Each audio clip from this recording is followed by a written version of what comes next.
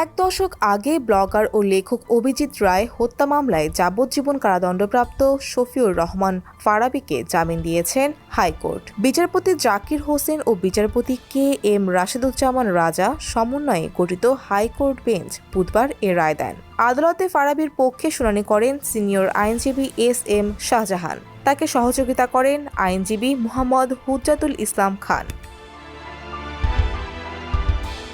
জামিনের পর আইনজীবী হুজ্জাতুল ইসলাম খান সাংবাদিকদের বলেন, বিচারক আদালতের রায়ের বিরুদ্ধে 2021 সালে ফারাবীর আপিল গ্রহণ করেছেন হাইকোর্ট। এখন তাকে অন্তর্বর্তী জামিন দেওয়া হয়েছে।